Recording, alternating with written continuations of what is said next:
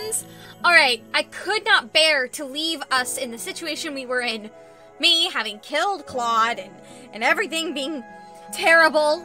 So I decided, since I had to switch everything over to a PC anyway, I redid the whole path. Being careful to get all the good options. And, yeah, so we should be about to play the good ending. Oh my god, if I get the bad ending again, I think I'm gonna break my own heart so badly, I'm gonna cry. Again. A lot. Yeah, so fingers crossed that I did it right this time, and let's get cracking. Chapter 10, The Beauty and the Beast. Oh my god. Where did that beast come from? Oh! Knights immediately rush toward me. I back away as far as I can without re-entering the throne room. Princess, come quietly and we'll keep you somewhere safe until all this dies down. I cannot take them all on at once. Even knowing that I still pull out my sword. I take a few steps back and then suddenly feel my back pressed up against something. Ah! The beast stands behind me, its back to me. I stand in its shadow, and I realize that if it turned around, it could swap me to the walls, just like the rest of its victims. But it's just standing there. Together. Together. The beast says nothing more. Though I still feel on edge, there is something oddly familiar about this. Claude told me once it was better to fight back to back. I will trust you for now, whatever you are. Yes! I do not know if it understands me, but I can hope. It seems more like a human than any kind of animal. Princess, get away from the beast! It will... The knight never finishes his sentence, as the beast sends him flying through the air. Ah! Why is it helping me? The knights fall like dominoes to the beast, but manage to remain standing when I strike them with my sword. Even just taking one down is so hard. These men have been trained for years, while I haven't even had the luxury of a year. Out of the corner of my eye, I sense movement. I see the gleam of silver, and hear a grunt as the sword is raised into the air. The sword is nowhere near reaching me, but... Ah! The beast! I aim a kick at an approaching knight before whirling around to look at the beast. The oncoming sword comes closer to the beast's exposed back, and I know the beast will not be able to dodge in time. Move! I shove past the creature and catch the knight's sword with my own before it can harm the beast. My arms are shaking underneath the strength of the impact between our swords. I feel like my arms are going to give out. Then a flash of light appears, so bright that everyone is temporarily blinded. I stumble back, rubbing at my eyes. From the sounds of it, the beast is continuing to drive back the knights, most of them shouting to each other to retreat. What was that? When I am finally able to see again, my eyes automatically land on my feet. I stare in shock. The glass slippers! Glass slippers. I quickly reach up to my pendant and realize that it is no longer there. I completed my 3 good deeds? April. It knows my name. I look around and realize that the beast and I are alone, the knights having fled. Did the beast drive off the rest of them? I feel a pressure at my back and realize that the beast is touching me. My first instinct is to run, but the words it utters next paralyze me. You okay? Every word sounds breathless and pained, like it takes too much to speak. It is worried about me. I watch in shock as the beast appears to gesture toward my shoes. You did it. I step back warily. What are you? The beast reaches out and I see something glittering in the palm of its hand. The necklace. The rose locket. For a few moments my heart plummets into my stomach and my hands begin to quiver. What did you do to Claude? The beast's shadowed fingers curl over the locket, even as he stares at me. Gave me. I gave that locket to Claude. The beast only stares at me for a few moments longer, and then suddenly I realize that his words, nothing more than a pained growl, do not hold any malice. I gave that locket to... you? beast slowly nods. My grasp on my sword loosens as I stare at him in shock, realization dawning on me. Claude? Yes. So this is your secret. Why would you not tell me? I could have hurt you. Claude has another form, a cursed form, and he never told me. Why? As my mind whirls, I feel everything coming together like the pieces of a puzzle. Secrets are secrets for a reason, Princess. You should know that. If I could speak on them, I would, but I can't. April, I wish I could explain. You would hate me, or more accurately, you'd be afraid of me. All of those times, Claude was clutching at his chest. You were touching your tattoo so many times before, like you were in pain.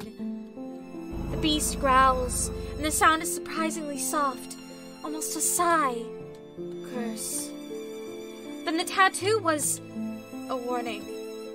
The first time I saw that tattoo, it was a beautiful rose. The second time, it had more thorns. When the rose became ensnared in thorns, did he transform? And he always touched his tattoo when he came too close to me.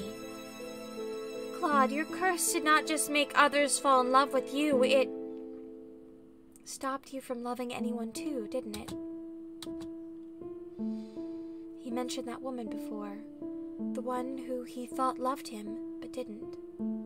Is it possible that she saw him in this form and was terrified of him? If you loved anyone, you would turn into a beast. You loved a woman once, but she only loved you because of your curse. The minute you transformed, she was scared of you, wasn't she? Yes. He sounds so pained. The reason Claude has been trying to hide everything from me is because he is scared that I would have feared him. That is why beauty has always been so important to him. But the curse cast upon him makes him both beautiful and a beast.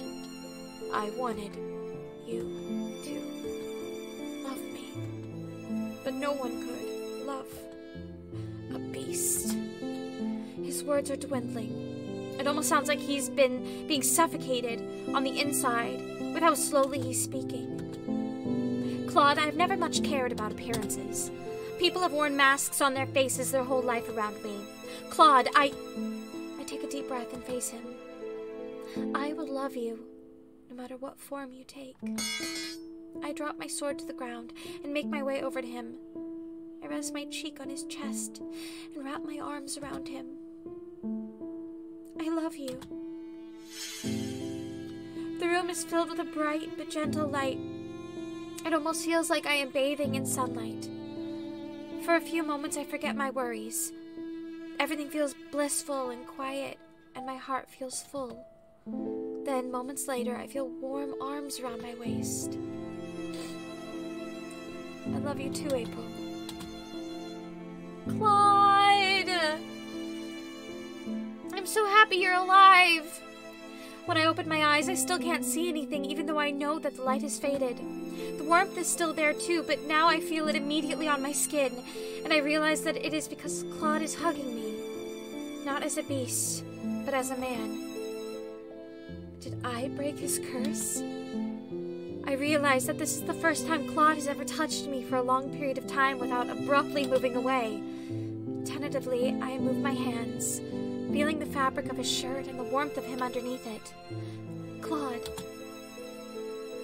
But before I can finish my sentence, my lips are sealed. I feel Claude's lips on mine, only briefly, but it is enough to make me suddenly feel faint. He pulls from me with a brilliant smile. I've always wanted to do that. Oh. April, you're blushing. If I could, I would kiss you again, but we have some urgent things to attend to. The reality of the situation begins to seep back into me. My father, Varg, Alcaster, they are all still in the throne room. The king! Let's go, April. All right. When Claude and I rush into the throne room, my attention is immediately grabbed by the king calling my name. April. He is still bound to the throne, though his gag is removed. A rush of relief floods through me. He is alive. He is alive and he remembers me. My gaze is drawn to the two men battling at the base of the throne. Their swords are locked together in a stalemate.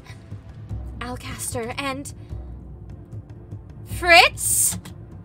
What has happened here? This is not how you gain power. I knew you'd be a thorn in my side from the moment I concocted this plan. Where is Varg? The only one here is me, and I will... Fritz's concentration slips as his eyes land on me. The opening is small, but it is enough to give Alcaster the opportunity he needs. Watch out! Claude is already running over to help, but even he is too slow. Alcaster disarms Fritz before driving his sword into Fritz's chest. No! No! Alcaster pulls the sword out of Fritz's chest just fast enough to deflect Claude's attack. As Claude drives Alcaster away from the throne, I rush to where Fritz has collapsed on the ground. His eyes are already growing glassy. Fritz! I lean over him. There's so much blood. I glare at Alcaster. How could you do this to your own son? Anyone in my way will meet my sword. Blood does not matter. Princess. I turn back to Fritz in alarm, tears in my eyes. Fritz, hold on. Don't speak. You need to conserve your energy. Princess, I'm sorry. Fritz, please don't speak. I feel bitter tears stinging my eyes. I'm sorry. I watch as the life seeps from Fritz's eyes. I put my hand to his chest to feel for a heartbeat, but Fritz's body is still. Fritz! I glance up at the sound to see Claude at the far side of the room, struggling to get to his feet. April, watch out! I turn, but am not fast enough. I see Alcaster's sword raised high in the air, and I know it will reach me before I can pick up my sword. Ah! The sword falls from Alcaster's hand as a bright red ribbon of light twines around the hilt and drags it far from reach. I turn and see Dolores standing a short distance away, Jurian, Garland, and Waltz standing beside her. I'm afraid your performance as king has been incredibly disappointing. Jurian and Garland move together, rushing Alcaster from the same side. I see Claude moving in from the other side, quiet and lethal. Princess! Waltz and Delora rush over to me as the fighting continues. Alcaster has reclaimed his sword and is trying to evade attacks from 3 different swords at once. The king. Waltz nods at me, his gaze lingering on Fritz as his expression becomes solemn. He walks up to the throne, while Delora kneels beside me. Delora shakes her head, and that is all I need to know, that there is nothing more to be done. We will make sure he is properly honored. But for now, we need to get you out of here. What about Ophelia? Waiting for us somewhere safe. I constructed a shield around her that will keep her hidden from view and harm until we return for her. Weren't we meant to bring the royal family back to the Marchen first? Not when we're missing the king. Besides, plans change when a magical beast starts rampaging in the castle. Princess! I turn to look at Alcaster, who is still somehow managing to scream my name despite the fact that he is being quickly overwhelmed. Princess, we could have worked together. If you were more like your mother, you could have ruled with grace, beauty, and fear. I flinch back and Dolores' hands come to rest on my forearms, her grip steadying. That is enough. I look up and see that the king has stopped to stand beside me.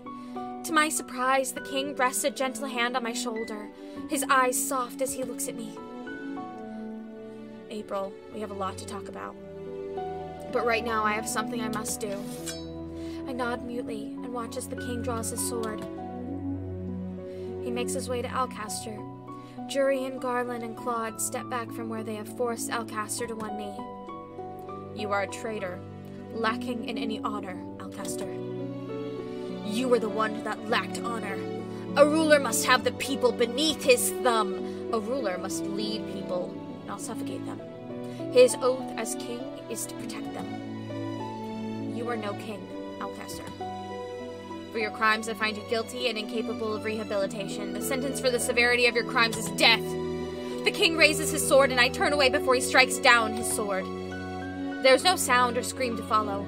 I turn once more to see that the king has pointed the sword at Alcaster's chest, but has not killed him. You will stay in the prisons until the time for your trial comes. Though you might try to refute these claims, you will be tried as a traitor to this kingdom, and then you will be executed. Alcaster's shoulders fall. The glare never leaves his face, not even when the guards seize him and drag him from the room. The king immediately sends Durian and Garland out to deal with any knights that are still a part of the coup. Delora and Claude help with moving Fritz's body, while Waltz tries his best to fill the king in on the most basic points of our successful operation.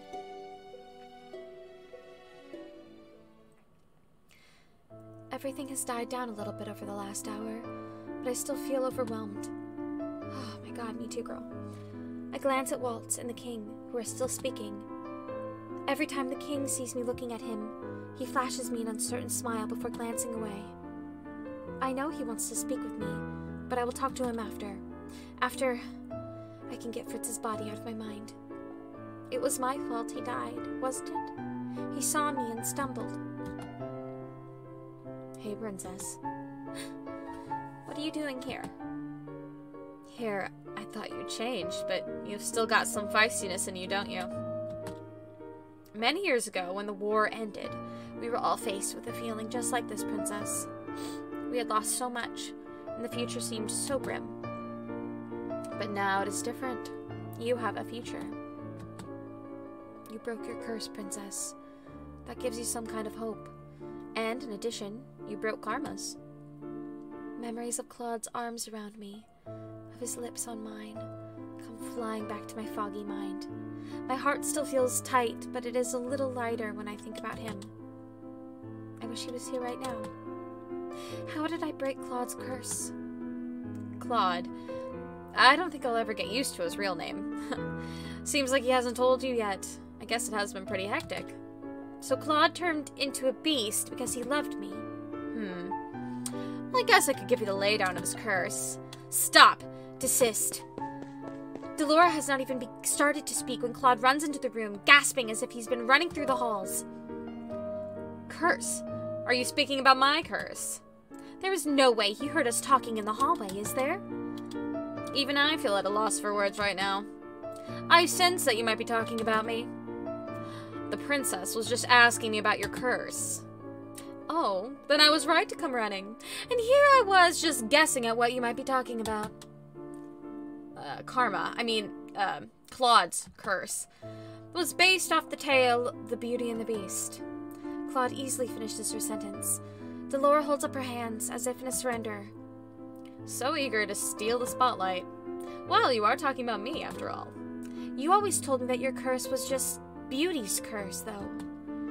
Well, yes. Because the other half was a little difficult to explain, wasn't it? He has a point. Though I think he might have been able to save us all from some trouble if he hadn't been so secretive about his curse. Exactly! And he wouldn't have died in the alternate timeline. Come on, Claude! Get it together! He must have been really scared that I would shun him. Allow me to explain, princess. In the fairy tale, a prince of a kingdom is transformed into a beast because his heart is as cold as ice. Sounds familiar to a certain icy princess, eh? Just trying to lighten the mood. Delora, you are no good at jokes. You are my sassy queen, but you are no good at the jokes. Claude sighs. I would call April something far more flattering, like my sweet beloved. We were talking about your curse. Oh, right. Well, anyway, the witch who cursed the prince in the tale tells him that he is to learn to love and be loved before the petals of a rose completely fall off. Thank you, Disney. A rose. Yes, she gives him a rose and he keeps it protected under glass. Some time passes and the rose continues to wither away. A maiden finds the beast and eventually the two fall in love. At the end of the tale, she confesses her love to the beast and he transforms back into a human. By confessing, I saved you. But his curse was different from the tale. I know what you're thinking, that my curse was somewhat different. You mind reader! Are you a witch? It was more complicated. The witch made it so that I was both the beauty and the beast. She said it suited me because I was so vain. The witch constructed a very roundabout curse. Any woman who falls for me falls in love with me as the beauty. And when I transformed into a beast, the enchantment would break and they would become terrified of me. I doubt Claude ever thought he would break his curse. The love women felt for him while he was cursed was always fake. How could that kind of love hold strong when he turned into a beast, if it was never true to begin with? Then you came along, Princess. I bet he'd just about given up hope and was waiting for you to dispel the curse on your birthday. But now here you both are. But the Ice Princess and love. What a miracle. Sassy Queen! Freaking love you. I turn away, embarrassed. It is not a miracle. I'm very glad I met you, April. Lady Delora's words are the truth. I had just about given up hope. I never had any hopes of breaking my curse. I had thought that the only way to fix it would be to have you dispel it on your birthday. But then I came to know you, and he fell in love. A fairy tale indeed. You started out frowning at everyone and everything. You've come a long way, Princess. Congratulations. You turned out to be a pretty okay princess. And you turned out to be a pretty okay witch. We're friends! Gasp! Do my ears deceive me? A compliment from our little witch? Ah! You look so surprised, but you'll be the new bearer of our crystal real soon, Princess. I expect good things from you. Right, I almost forgot about that part. I'll try my best. Yet another miraculous proclamation from the little witch. Will surprises never cease? I love her so much. Before I can snap at Delora again, the king awkwardly interjects, coming to stand next to us with Waltz by his side. Pardon the intrusion. Oh, not at all, Your Majesty. Waltz told me you were cursed. That's why I forgot about you. Yes. Even if it was by a curse, I feel terrible that such a thing could have happened. So I will make it up to you. We can catch up from where we were many, many years ago, and maybe things can be different. I'm sorry. What for? For being the way that I was before? For shunning Ophelia and her children? Oh, Ophelia! Did they bring her back to the Marchen? Ophelia is still here. After the fight was over, she was shown back to her room. She's still waiting for Rod and Emmeline to return. Now, would you maybe be willing to tell me the story from the beginning? Perhaps I could fill in the gaps, Your Majesty. Claude. The king looks startled when he stares at Claude. He blinks as if he has just noticed his presence. Oh, and you are? Claude elegantly bows before the king. I am Prince Claude of Brugantia. Oh my god, that took me so long to figure out just now. I have not seen that word in a while. Brugantia. A pleasure to finally meet you, Your Majesty. The Lost Prince. The king turns to me with a puzzled look. It's a long story. Claude surprises me by wrapping an arm around my shoulders and pulling me closer to him. Everyone looks shocked except for Delora, who looks like she is trying not to laugh. As the princess's lover, I feel it my obligation to help her explain this whole mess. Lover? Eh? I feel my face getting hotter at Claude's sudden proclamation. All their eyes are now on me, and I suddenly feel like hiding myself. Only Claude would be so blunt as to say such a thing. The king looks more shocked than anything. When did this happen? Well, Your Majesty, I think we had better start at the beginning. Let's start at the very beginning. We were able to tell the king everything, save for where Varg had disappeared to. No one was sure where he had gone in all the chaos. The night's searches for him all ended in failure because he's Fritz and he's dead. A lot of explaining had to be done, not just to the king, but also to the people at the tavern. As soon as everything has calmed down, Rod and Emmeline finally went back to the palace. I apologized to them as best as I could, and they all seemed willing to try again with me. And I'm willing to try again too. As for Claude... So you're going back? Are you sure you don't want to come to Brugantia with me? Just for a short holiday. I would love nothing more than to introduce you to my family. Mother would shower you with gifts. Father would, well, tease you probably. He makes jokes frequently. And Llama. Well, what did you say? Llama? He has a pet llama. My brother, Llama. What? Another acronym. We're Karma and Llama. Does your father do these things on purpose? I told you he likes jokes. My brother's real name is Lance. I was going to bring you back and introduce the two of you. And you could tell my little brother how very charming I am. Is it just my imagination, or is there a glimmer of competition in his eyes? As much as I would like to meet your family, you have your own obligations here. And you need to let your family know that you are safe and alive. But the thought of being separated from you. Claude sighs before he leans down and plants a kiss on my forehead. I'll miss you. You won't be gone that long. Love, that's not how you're supposed to respond. You're supposed to say, my sweet prince, I'll miss you too. Fine then. I'll miss you. Maybe. Claude raises an eyebrow at me and then smiles. I'll be back for your birthday. I love you, April. That felt very narcissistic of me to say. It has only been a few weeks since Claude left, but I am impatient. The king has been throwing grand dinners every night in preparation for my birthday, but I can hardly concentrate on anything else, or on anyone else, when I am thinking of Claude. I told him about all the smaller birthday celebrations. I thought he would be here for them. My birthday is in a few days. When will he come back? I've tried to make myself busy, mainly by continuing my sword practices with Jurian and Garland, who both rejoined the Order of Caldera. Every time I am around the knights, I think of Fritz. I shall bring some new flowers tomorrow.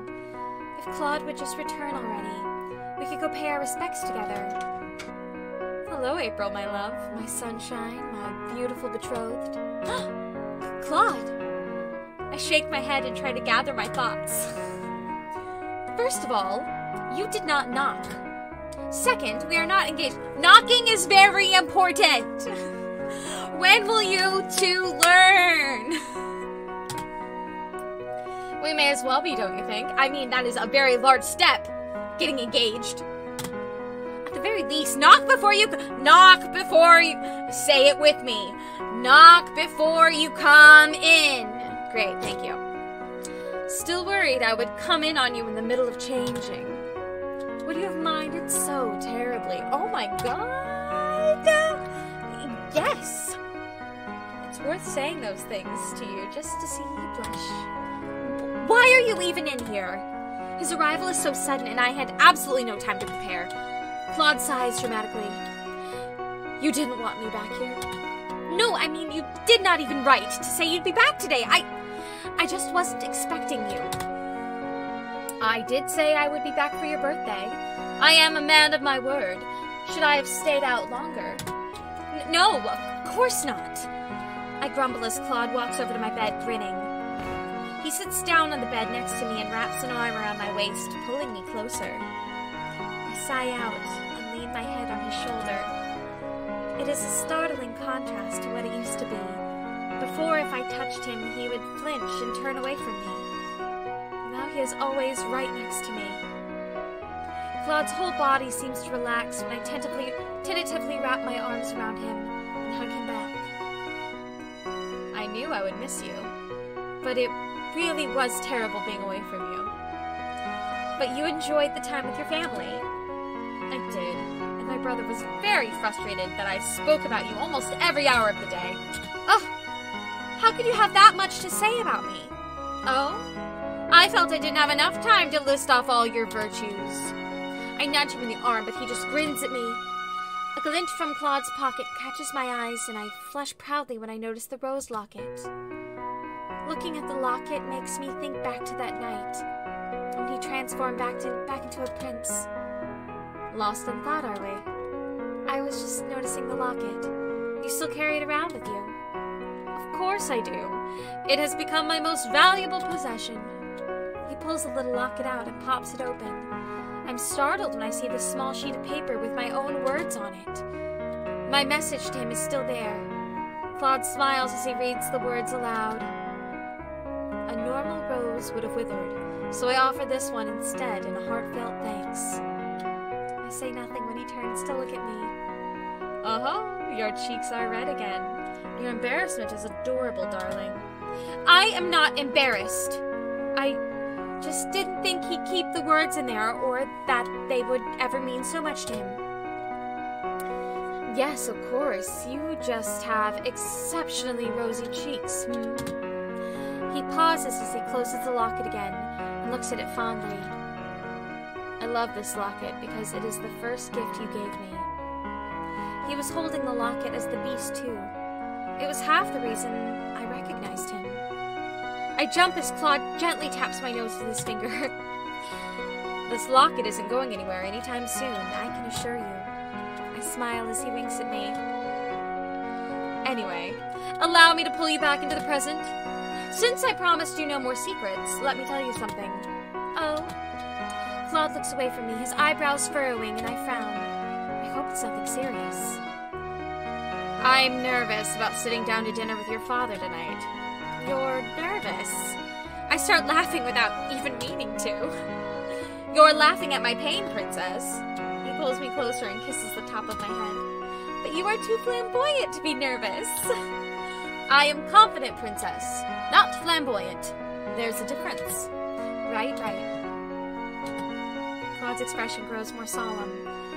He looks at me seriously, almost sadly. April, I'm still sorry about lying to you. That whole time I made myself up to be someone beautiful, someone I wasn't. I believed I was truly a good person on the inside, and that I deserved good things, even though I was selfish. He's already apologized to me before, too many times. Claude, you do not have to apologize. No, that witch was right to curse me. I've always had everything handed to me on a silver platter. When I came to Angiel, I believed that if it wasn't going to help break my curse, it wasn't important. And then I met you. At first, I thought I would just have to get on your good side so you could help me dispel my curse. But then, April, I realized I was drawn to your confidence and commitment. But I could never admit that I was in love with you. I was so scared that if I transformed into a beast and you were scared of me, I would lose my chance at winning your heart. So you see, Princess, I was selfish. I wanted all of you without having to give you all of me. I look down at where our hands are intertwined, and I grip his fingers tighter. I've told you enough times now that you have nothing to apologize for. But if you insist on apologizing, maybe you ought to do something to make it up to me. Those words are out of my lips before I can even think them. I stop suddenly, trying to ignore the hot flush in my cheeks. Claude looks at me puzzled, and for a few moments I feel triumphant that I have caught him off guard. Then the puzzled look fades, and Claude just grins at me. Oh my, so forward. I open my mouth to apologize when he suddenly grabs my hands and tugs me down to the bed. The instincts Claude taught me in my sword fighting are quickly overwhelmed by my surprise, and in no time at all, he has me pinned down to the bed and is looming just above me, smiling. Oh my God! I'm disappointed. No, you are not. Princess, you knew my weakness and didn't even exploit it there. His weakness? Your weakness? Yes. He leans closer to me and our noses almost touch. My weakness is you, April. Aww. He leans down and our lips finally meet. I relax into the contact. My earlier tension melted away as warmth flows through me. He pulls away and smiles at me, and then we bang. You see? I let my guard down in front of you. I let my guard down in front of him, too. And only him. This whole time, all I've wanted to do is be able to touch him like this. Yeah, I know, girl. Girl's thirsty. His fingers gently move up my arm, and he leans down to kiss me again. Ah! Quick, put your clothes back on! The sound of knocking startles us both. A muffled voice comes through the door. Princess, the king is requesting your presence down in the dining hall. He says that your friends have arrived. Princess! I hear the doorknob begin to turn and quickly speak. Yes, I will be there in a minute. I will let him know, Princess. Oh my God. First the curse, and now this. As if the world is conspiring against us. He kisses me once more on the forehead before slowly sitting up and running a hand through his hair. I catch the mischievous look in his eyes as I smooth down my own ruffled hair. Sex hair! Don't worry, April. We'll just finish this later. I feel my cheeks flush. You say such uncouth things. Claude chuckles before he stands up and offers his hand. I take it and smile up at him. I love you, April. And now I get to say it as many times as I like. I love you too, Claude. I stand up on my toes to plant a quick kiss on his lips before heading to the door. Let's go, Claude. Ah! Oh my god. Aww! Yay! Oh, I loved that. Thank God I went back and got the good ending. Oh my god.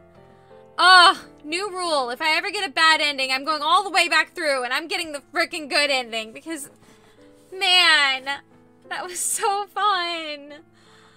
Man, oh man, that was a little sexy too. Oh my god, he was getting a little forward with me. I cannot. Yes, so the lessons that we take away from this story is knocking is very important.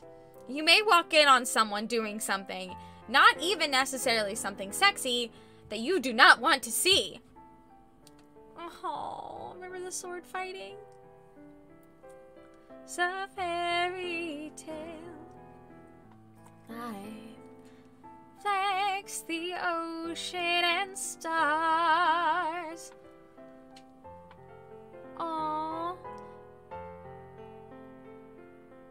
We're so cute together. He's so pretty. Oh, and the beast. I can't believe that I kill him in the bad ending. Oh my god. Cinderella, why won't you stay with me tonight? We will. Oh, so good. Then we can run away. Oh, and all the people who made this. Hey, I hope this is alphabetical. Oh my god. Yay! Thank you guys so much for joining me for this redo of the ending. I'll be back with a new episode soon. We're gonna start Fritz's path next. Oh, this was so wonderful. Thank you so much for joining me.